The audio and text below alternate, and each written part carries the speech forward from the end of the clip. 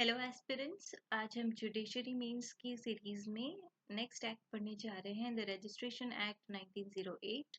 इसमें हम सबसे पहले देखेंगे कि कौन कौन सा पार्ट इम्पोर्टेंट है। Very briefly let's check into the sections. से पार्ट 1 हम स्किप कर सकते हैं मीन्स पर्सपेक्टिव से। Then 2 is also important in respect of preliminary exams, so we can skip it right now.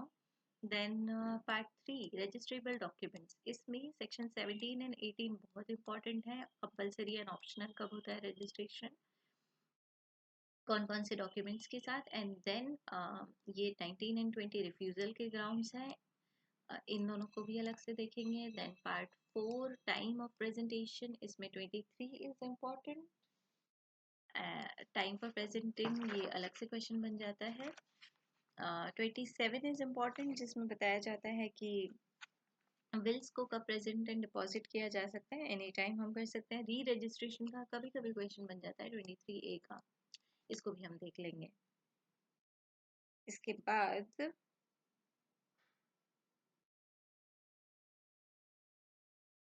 Section 31 पे हम आते हैं। 31 रजिस्ट्रेशन और acceptance for deposited private residence. 31 के साथ साथ हम देख सकते हैं कि क्वेश्चन बनता है कि कब कब प्लेस ऑफ रजिस्ट्रेशन में place of registering documents relating to land ये भी है, लेकिन जब अदर प्लेस पे हम कर सकते हैं तो उसमें 31।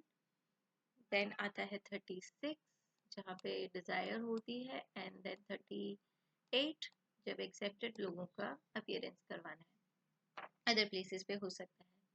Then let's get back to part 6, presenting documents of registration. इसमें nothing is that much important, just 34 ये बताता है कि इंक्वायरी की पावर होती है रजिस्टरिंग ऑफिसर के पास। Then part 7, enforcing the appearance of executant and witness, इसमें 36 and 38 हमने देख ही लिया है कि इनकी अपीयरेंस हम कहीं और कर सकते हैं, एंड समन्स इशू करने के लिए हम ऑर्डर दे सकते हैं। Then part 8 आता है, presenting wills and authorities to adopt। तो 40, 41 and जो हमने 27 देखा था कि wills में भी deposited at any time, ये wills के question में हम 3 sections लिख सकते हैं।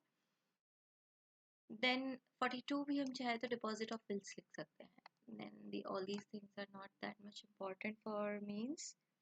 पार्ट 10 में हम देखेंगे effect of registration and non registration. इसमें very important section 49, effect of non registration सीधा पूछ लिया जाता है हमसे। देन हम आते हैं पार्ट 11 पे। इसमें पार्ट ए में एज सच इतने इम्पोर्टेंट कुछ है नहीं सेक्शंस, दैट्स इट। फॉर 52 हम देख सकते हैं कि ड्यूटीज ऑफ रजिस्टरिंग ऑफिसर, जब प्रेजेंट किया जाता है तब क्या ड्यूटीज होती हैं। देन प्रोसीजर क्या होता है एडमिटिंग पे, इसमें सेक्शन 57 हम पढ़ेंगे कि इंस्पेक्शन अलाउ करना होगा। Then documents 63, power to administer oath and record of substance of statements. इसके अलावा इतना इम्पोर्टेंट नहीं है। जब हम रिफ्यूज़ल लिखते हैं कि लैंग्वेज समझ में नहीं आती है, जो हमने ऊपर पढ़ा था, तो उसमें ये वाला पॉइंट भी लिख सकते हैं कि the procedure on presenting document in language unknown to registering officer. Then 64, 65 नहीं है इतना important. Procedure after registration relating to document relating to land is not that much important. ई part is important. 68, power of registrar superintendent करने की सब registrar को। Inspector general registration officers को rules बनाता है, all they are not important. 68 is important. Then controlling powers हमारी होने के बाद पार्ट 12, रिफ्यूजल टू रजिस्टर। इसमें हम जो ऊपर के हमने सेक्शंस लिखे थे, section 20 not 20, section 19, yes 20, and then हमने जो अभी एक सेक्शन देखा था राइट हियर 62, उसके बाद हम रिफ्यूजल में 71 is important, reasons for refusal to register. इसके बाद रजिस्टर का रिफ्यूजल होने के बाद क्या प्रोसीजर होता है, तो 72 में अगर other than denial of execution का मैटर है तो अपील रजिस्ट्रार को करेंगे, एंड डिनायल वाला एग्जीक्यूशन है तो एप्लीकेशन रजिस्ट्रार को करेंगे। इसके अलावा पावर ऑफ रजिस्ट्रार भी होती है कि वो रजिस्टर कर सकता है एंड देन रिफ्यूजल कर सकता है. That's it. ये सेक्शंस हमारे इंपॉर्टेंट रहेंगे for mains perspective. So let's begin with section 17 itself, which was important. Compulsory documents कब कौन कौन से डॉक्यूमेंट्स होते हैं. सेक्शन 17 पार्ट 3 में हम पढ़ेंगे रजिस्ट्रेबल डॉक्यूमेंट्स में कि ये डॉक्यूमेंट्स जो हैं उनको रजिस्टर किया जाएगा इफ.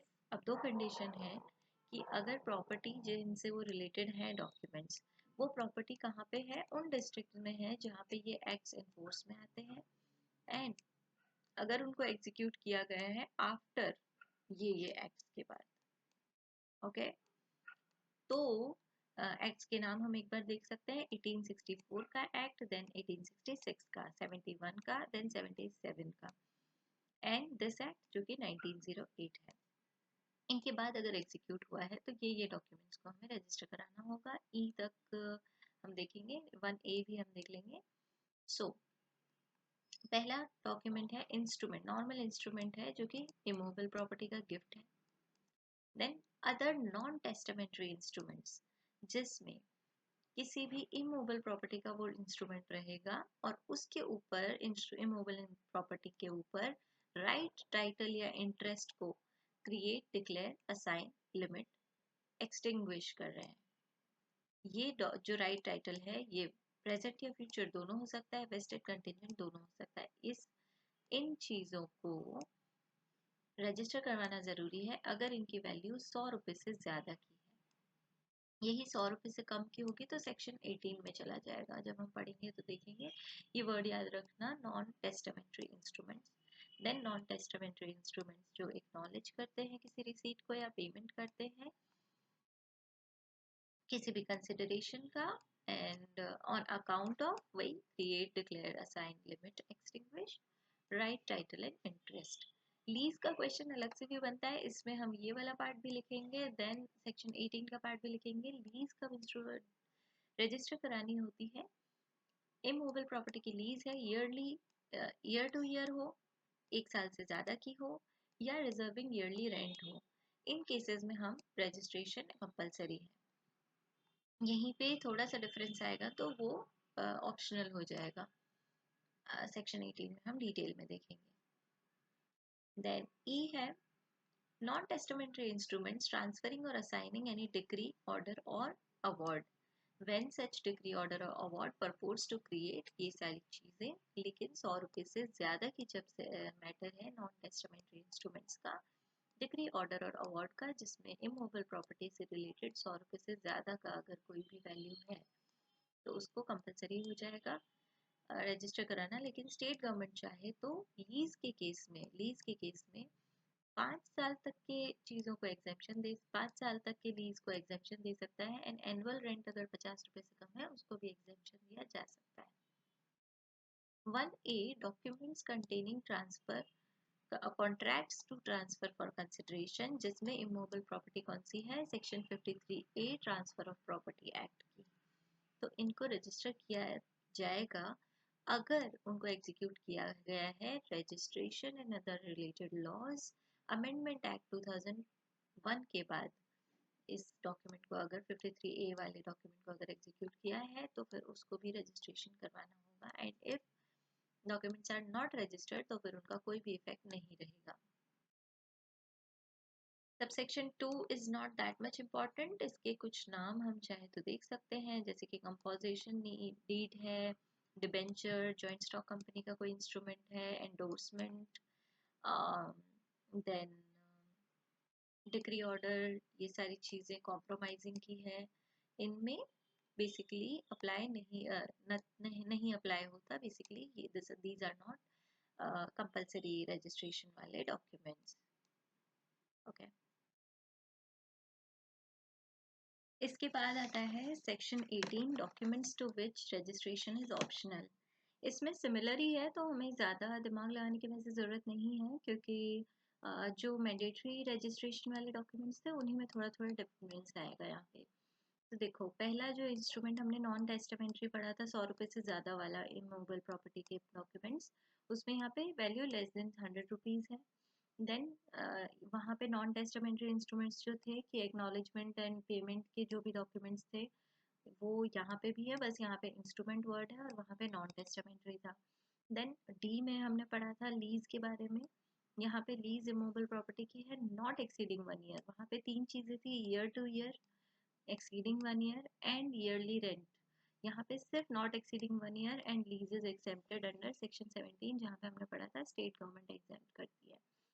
सी इंस्ट्रूमेंट्स ट्रांसफरिंग, अब यहाँ पे जो हमने ई में पढ़ा था 17 सेक्शन में, वही यहाँ पे सी है, डिग्री ऑर्डर और अवार्ड वाला, और इसमें भी वैल्यू लेस देन 100 रुपीज जो होगा इमूवेबल प्रॉपर्टी का वो यहाँ पे आ जाएगा। Then instrument other than wills, wills को अलग से यहाँ पे भी एग्जाम किया इन्होंने और यहाँ पे भी हटाया, क्योंकि विल्स को इन्होंने अलग से लिख दिया है कि इसका मैंडेटरी नहीं है, ऑप्शनल है, तुम करवा सकते हो, लेकिन इसके अलग से हम प्रोविजंस पढ़ेंगे अभी, तब हम और डिटेल में देखेंगे।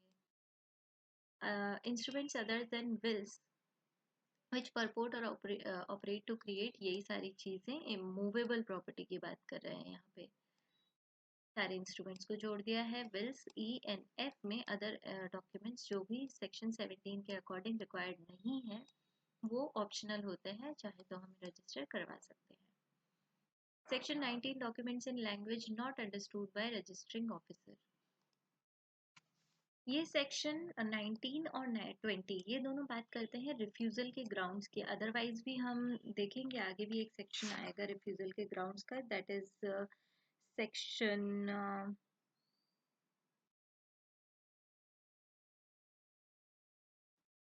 71, और उसमें reasons for refusal to register to be recorded, बस इतना लिखा हुआ है 71 में कि रिकॉर्ड करना है हमें रीजन। ओके, सो सेक्शन 20 बात करता है documents containing interlineations and blanks, erasures और ऑल्टरेशन। यहाँ पे है ऐसी कोई लैंग्वेज जो उसको समझ में नहीं आ रही है तो वो रिफ्यूज कर सकता है, अनलेस तुमने कोई ट्रू ट्रांसलेशन कंप्लाई ना करी हो साथ में। 20 में कह रहा है कि ये सारी चीज़ें हुई तो फिर रिफ्यूज कर सकता है अगर रजिस्टरिंग ऑफिसर रजिस्टर कर लेता है ऐसा कोई डॉक्यूमेंट, तो वो एक नोट लिख देगा रजिस्टर में कि भाई ऐसे ऐसे ये ब्लैंक इरेजर हो रहे हैं, और इन सब के साथ भी वो एक्सेप्ट कर सकता है अगर उस पर्सन ने साइन कर दिया हो, सिग्नेचर या इनिशियल साथ में मार्क कर दिया हो तो भी एक्सेप्ट करा जा सकता है। 21 is not that important, 22 as well, and then comes part 4 of the time of presentation. इसमें section 23 important है, subject to 23 4 5 6 24 25 26 को ध्यान में रखते हुए हम ये देखेंगे कि कोई भी डॉक्यूमेंट अदर देन विल को एक्सेप्ट ना किया जाए unless presented to the proper officer within 4 months, 4 महीने के अंदर, जिस दिन तो तुमने एग्जीक्यूट कराया था तुमको रजिस्टर करा देना है। और ये जो कॉपी ऑफ डिग्री या ऑर्डर होगा वो भी 4 महीने के अंदर हमें रजिस्टर कराना है, प्रेजेंट करवाना है, may be presented with in 4 months from day on which degree was made, where it is appealable within 4 months from the day it becomes final। तो appealable है तो जिस दिन फाइनल हुई उस दिन से 4 महीने, और नॉर्मल डॉक्यूमेंट्स में भी 4 महीने। 24 कहता है री रजिस्ट्रेशन ऑफ सर्टेन डॉक्यूमेंट्स। तो अगर कोई डॉक्यूमेंट जिसका रजिस्ट्रेशन हमें करवाना है उसको एक्सेप्ट कर लिया रजिस्ट्रार या सब रजिस्ट्रार ने, लेकिन उस पर्सन से एक्सेप्ट कर लिया जो कि एम्पावर्ड ही नहीं था प्रेजेंट करने के लिए, और उसको रजिस्टर भी कर दिया रजिस्ट्रार या सब रजिस्ट्रार ने, तो जो पर्सन क्लेम कर रहा है उस डॉक्यूमेंट में वो 4 महीने के अंदर, कब से, जब से उसको पहली बार पता चला कि अरे मैं एम्पावर्ड था लेकिन कोई और चला गया, तो जिस दिन से उसको नॉलेज हुई, अवेयर हुआ, उस दिन से 4 महीने के अंदर उसको जाना पड़ेगा कि भाई ये रजिस्ट्रेशन जो है वो इनवैलिड है। प्रेजेंट करेगा वो डॉक्यूमेंट को और कॉज करेगा या फिर किसी और से करवा देगा इन अकॉर्डेंस विद पार्ट 6 जो हमने री रजिस्ट्रेशन के लिए हम पढ़ने वाले हैं। ओके, इसके बाद वो कर देंगे register with in 3 months, that is also not important. Section 24 documents executed by several person at different times, not that important. Provisions where delay in presentation is unavoidable. Documents executed out of India, wills में भी ये important हो जाएगा section 27 कि Wills को present किया जा सकता है या डिपॉजिट किया जा सकता है एनी टाइम। इसके लिए कोई हमारे पास लिमिटेशन नहीं है। इसके साथ ही हम अगर विल को पढ़ना चाहें तो सेक्शन 27 हमने पढ़ा ही है। इसके साथ साथ हम पढ़ सकते हैं सेक्शन 42 पढ़ सकते हैं, 40, 41 भी पढ़ सकते हैं। Let's read all both these sections. Part 8 जो है वो presenting of wills and authorities to adopt की बात करता है। ये पार्ट भी कंप्लीट हो जाएगा और विल का क्वेश्चन अगर आता है तो 27 लिखने के बाद 40 लिखेंगे। Persons entitled to present wills and authorities to adopt. Testator जो है या after his death any person claiming as executor और अदरवाइज अंडर अ विल, तो कोई भी बंदा जो टेस्टेटर है या उसका जो भी एग्जीक्यूटर या अदरवाइज है किसी विल के अंडर, वो प्रेजेंट कर सकता है रजिस्ट्रार या सब रजिस्ट्रार को रजिस्ट्रेशन के लिए कि ये विल जो है आप प्लीज इसको रजिस्टर कर दीजिए। जो डोनर की बात अगर हम करें वो अपनी डेथ के बाद द डोनी, तो फिर अगर डोनर डेथ हो गई है तो फिर donee of the authority of adopt, ये अडॉप्ट करने की जो अथॉरिटी है, या अडॉप्टिव सन जा सकता है जो सन है या डोनी है, ये सारे लोग में प्रेजेंट कर सकते हैं रजिस्ट्रार को रजिस्ट्रेशन के लिए। तो ये तो हमने पर्सन्स देख लिए कि कौन कौन प्रेजेंट कर सकता है। एंड 41 में registration of wills and authorities to adopt है। A will or any authority to adopt presented for registration, जो भी हमने ऊपर दोनों चीजें देखी हैं इनको जब प्रेजेंट कर लिया रजिस्ट्रेशन के अडेप्टर टेस्टेटर या डोनर, तो उसको रजिस्टर किया जा सकता है सेम मैनर में जैसे कोई और डॉक्यूमेंट रजिस्टर करवाया जा सकता है। विल या अथॉरिटी अडॉप्ट है वो जब हमने अदर पर्सन ने अगर एंटाइटल्ड है वो प्रेजेंट के लिए और उसने किसी अदर पर्सन ने अगर प्रेजेंट किया है, तो रजिस्टरिंग ऑफिसर जो होगा वो तीन चीजें देखेगा।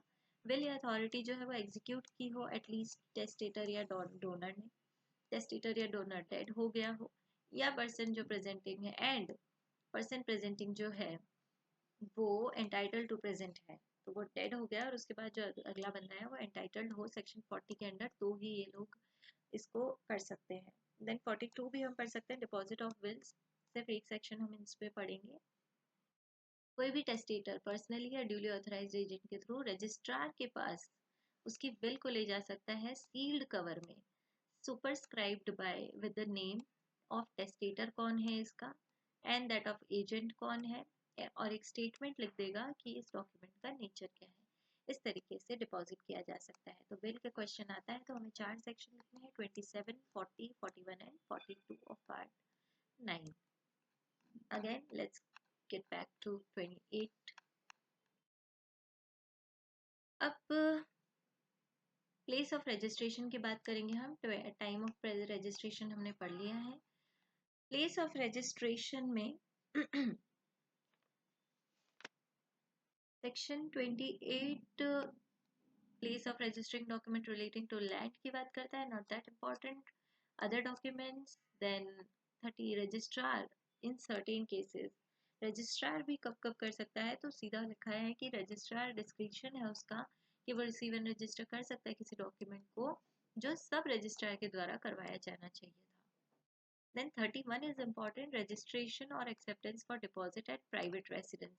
ये हम बात कर रहे थे कौन कौन से केसेस में हम किसी और जगह पे रजिस्टर करवा सकते हैं, तो इसमें सेक्शन 31 आएगा। देन 36 एंड 38 वो भी हम एक साथ देख लेंगे। सो 31 कहता है कि ऑर्डिनरी केसेस में रजिस्ट्रेशन और डिपॉजिट जो होगा वो at the office of officer authorise to accept the same for registration और डिपॉजिट होगा, लेकिन provided that such officer on special cause being shown, अगर कोई स्पेशल कॉज हमने दिखा दिया है तो फिर वो अटेंड कर सकता है, रेसिडेंस पे जाएगा उस पर्सन के जो डिज़ायर कर रहा है कि मुझे डॉक्यूमेंट रजिस्टर करवाना है या बिल डिपॉजिट करनी, एंड रजिस्टरिंग ऑफिसर उसको एक्सेप्ट कर लेगा रजिस्ट्रेशन के लिए या डिपॉजिट करवा लेगा वो डॉक्यूमेंट या बिल जो वो सबमिट करवाना चाहता है। देन उसके बाद चैप्टर अच्छा 31 हमने देखा था अदर प्लेस पे, देन 36 एंड 38 देखने वाले थे। 36 ये चैप्टर 7 में आता है, enforcing the appearance of executants and witnesses. 36 बोलता है procedure where appearance of executant और विटनेस इज डिजायर्ड। तो जब भी कोई पर्सन प्रेजेंट कर रहा है डॉक्यूमेंट को या क्लेम कर रहा है डॉक्यूमेंट को अंडर के किसी भी डॉक्यूमेंट के जो कि केपेबल ऑफ बीइंग प्रेजेंटेड है, तो प्रेजेंट कर रहा है या फिर कोई डॉक्यूमेंट प्रेजेंट करने के केपेबल है उसके अंडर क्लेम कर रहा है कोई पर्सन, और वो डिजायर करता है किसी भी पर्सन के अपीयरेंस जिसकी पर्सन या प्रेजेंस या टेस्टिमनी नेसेसरी है रजिस्ट्रेशन के लिए। तो रजिस्ट्रिंग ऑफिसर अब क्या करेगा, रजिस्ट्रिंग ऑफिसर अपने डिस्क्रिप्शन पे कॉल अपॉन करेगा उस ऑफिसर या कोर्ट को जो स्टेट गवर्नमेंट डायरेक्ट करते हैं, उन ऑफिसर या कोर्ट को कॉल अपॉन करके बोलेंगे कि प्लीज आप इशू कर दीजिए समन्स इस पर्सन को रिक्वायर करने के लिए और अपीयर हो जाए, ताकि ये आइदर इन पर्सन या एजेंट के through as in the summons may be mentioned and at the time named therein। तो इस तरीके से जो पर्सन प्रेजेंटिंग है या केपेबल क्लेम कर रहा है वो रिक्वेस्ट कर सकता है, रजिस्टरिंग ऑफिसर इनको कॉल अपॉन कर सकता है। Then 38 persons exempt from appearance at registering office. सबसे पहले बात करते हैं पर्सन्स जो भी बॉडीली इन्फॉर्मिटी की वजह से अनेबल हैं बिना किसी रिस्क या सीरियस इनकन्वीनियंस के अपीयर होने के at the registering officer office. पहला बंदा हो गया जो इन्फॉर्मिटी की वजह से, बॉडीली इन्फॉर्मिटी की वजह से नहीं आ सकता, विदाउट उसको रिस्क होगी अगर वो आएगा तो, या सीरियस इनकन्वीनियंस होगी।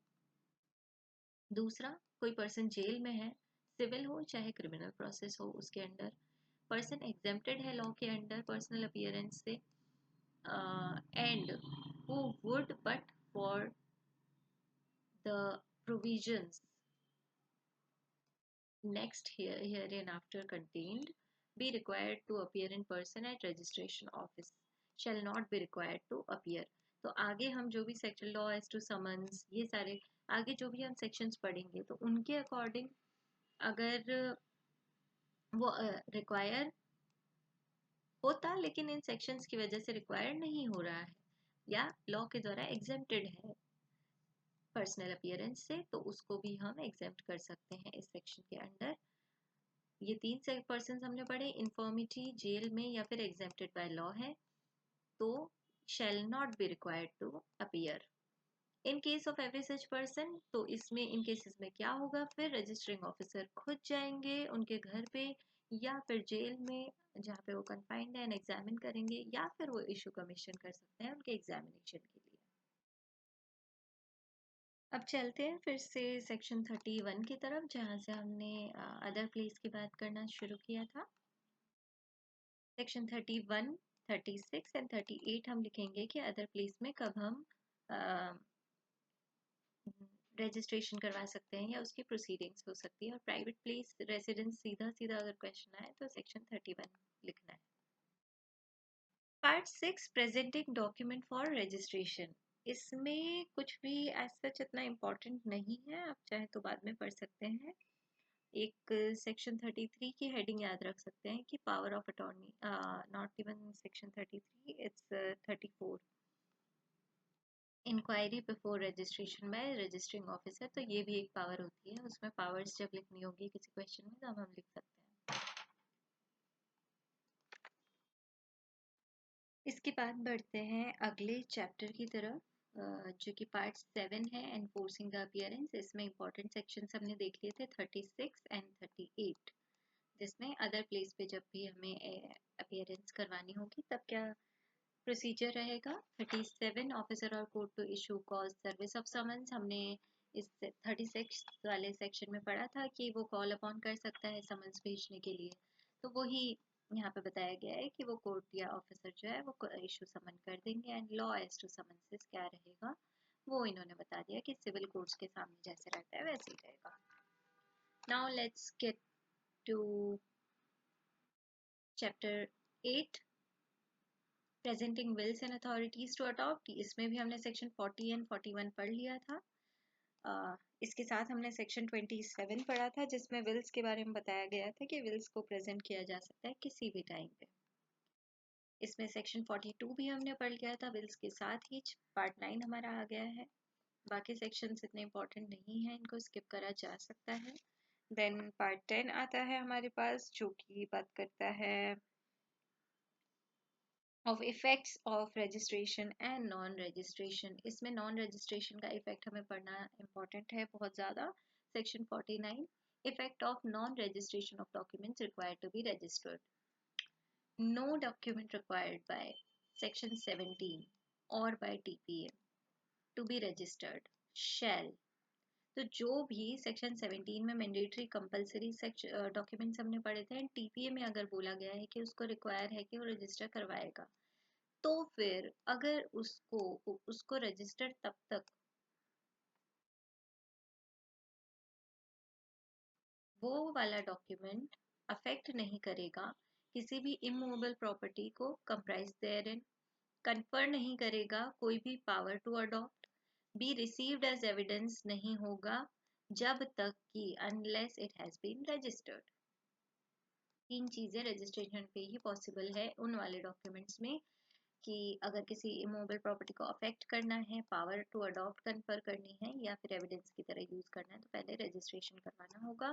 प्रोवाइडेड दैट अनरजिस्टर्ड डॉक्यूमेंट अगर है affecting immovable property and required by this act और TPA कि भाई रजिस्टर करवाना था और ये अनरजिस्टर्ड है, तो उसको एविडेंस की तरह सिर्फ तब यूज किया जा सकता है in a suit for specific performance under chapter 2 of SRA or as evidence of collateral transaction not required to be effected by a registered document। तो ऐसा कोई collateral transaction जो कि registered इंस्ट्रूमेंट से इफेक्ट नहीं हो रहा है, उसके एविडेंस के लिए हम दे सकते हैं इस वाले डॉक्यूमेंट को बिना रजिस्ट्रेशन के भी, एंड SRA मांगना है तब भी हम अनरजिस्टर्ड की भी मांग सकते हैं, अदरवाइज रजिस्टर करवाना होगा अगर हमें ये तीन चीजें करनी है तो। देन आता है हमारा chapter 11 of the duties and powers of registering officers. इसमें हमने पहले भी देखी थी कुछ कुछ ड्यूटीज, जैसे कि इंक्वायरी करने का पावर रजिस्टरिंग ऑफिसर का 34 में हमने देखा था। नाउ चैप्टर 11 में पार्ट ए है as to register books and indexes.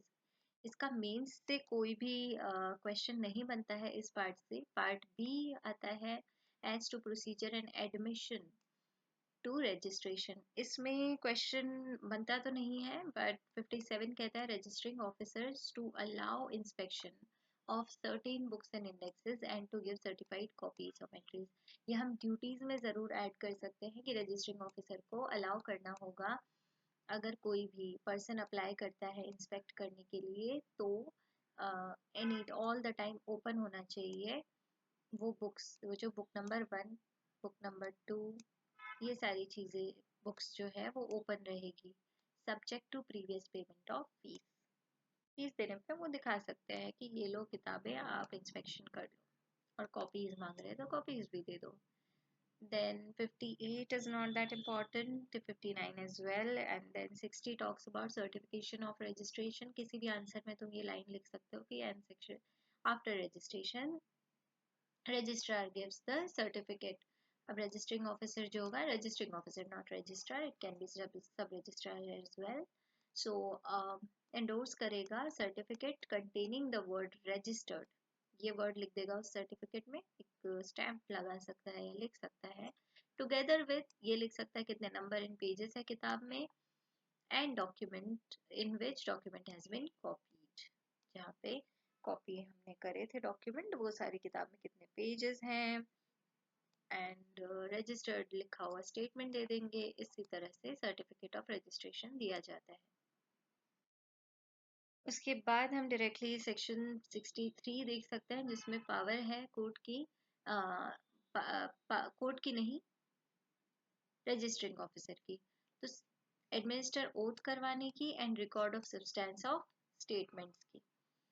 तो रजिस्टरिंग ऑफिसर जो है अपने डिस्क्रिप्शन पे ओथ ले सकता है उस पर्सन का जिसको एग्जामिन किया कर रहा है। ये ऑफिसर डिस्क्रिप्शन पे note of substance of the statement लिख सकता है जो भी उस पर्सन ने दिया है, जिस भी पर्सन को एग्जामिन किया जा रहा है उसकी स्टेटमेंट को वो लिख के रिकॉर्ड कर सकता है, एंड इस स्टेटमेंट को रीड ओवर किया जाएगा, इंटरप्रेट किया जाएगा इन अ लैंग्वेज जो भी उसको समझ में आती है। Then that's it. तो पावर्स में बेसिकली सिर्फ एक लाइन लिख सकते हैं कि ये पावर होती है 63 के अंडर ओथ लेने की, सब्सटेंस ऑफ स्टेटमेंट देने की। देन हमने पावर पढ़ी थी, ड्यूटी पढ़ी थी 57 में इंस्पेक्शन करने के लिए अलाउ करना एंड सर्टिफाइड कॉपीज देना। 60 में एक ड्यूटी थी कि सर्टिफिकेट देना, पावर भी कह सकते हैं इसको हम। नाउ पार्ट सी है special duties of sub registrar. इसमें भी नॉट दैट मच इम्पॉर्टेंट, हम डायरेक्टली अब जंप कर सकते हैं। Part D is also not that important and then registrar की सब स्पेशल ड्यूटीज है उसमें। Then part 12 of refusal of to registrar, ये लास्ट हमारा 2-3 सेक्शंस इसमें देखने हैं, उसके अलावा आपको मेंस के लिए कुछ भी ज़्यादा देखने की ज़रूरत नहीं है। 72, 73, 76, 77 हम देखेंगे। 72 और 73 वेरी इंपॉर्टेंट सेक्शंस। 71 में सिंपल बात बोली है कि रीजंस जो है रिफ्यूजल के वो उसको रिकॉर्ड करने होंगे। ये भी एक ड्यूटीज में हम लिख सकते हैं कि जब भी आप रिफ्यूज कर रहे हैं तो आपको रीजन रिकॉर्ड करना होगा। Section 72 Appeal to registrar from orders of sub-registrar refusing registration on ground other than denial of execution। तो जब भी इस ग्राउंड के अलावा एग्जीक्यूशन का डिनायल के अलावा किसी भी ग्राउंड पे अगर रिफ्यूजल किया है सब रजिस्ट्रार ने तो इसकी अपील जाएगी रजिस्ट्रार के पास एंड 30 डेज के अंदर ये अपील जानी चाहिए और फिर वो रिवर्स या ऑल्टर कर सकता है उस ऑर्डर को। देन 73 एप्लीकेशन टू रजिस्ट्रार है टू जब डिनायल ऑफ एग्जीक्यूशन के ग्राउंड पे अगर हम जा रहे हैं रिफ्यूजल उन्होंने किया है तो हम रजिस्ट्रार के पास एप्लीकेशन लेके जाएंगे और ये एप्लीकेशन भी हमें 30 डेज के अंदर ही देनी होगी एंड देन रजिस्ट्रार उसके बाद देख सकते हैं कि हमें आगे इसको रजिस्टर करना है या नहीं। एंड ये एप्लीकेशन राइटिंग में होगी, इसके रीजंस 71 में जो रीजंस थे वो साथ में लिखेंगे हम। राइट यहाँ पे हमने रीजंस टू बी रिकॉर्डेड पढ़ा था एंड दैट्स इट। 76 77 का बेसिक नॉलेज हम ले सकते हैं। Order for refusal by registrar, तो इस रजिस्ट्रार को किस तरीके से ऑर्डर दे सकता है वो रिफ्यूजल का, रजिस्ट्रार भी दे सकता है। एंड 77 है suit in case of order by registrar. That's it, ये हमारा रजिस्ट्रेशन कंप्लीट होता है। All the very best.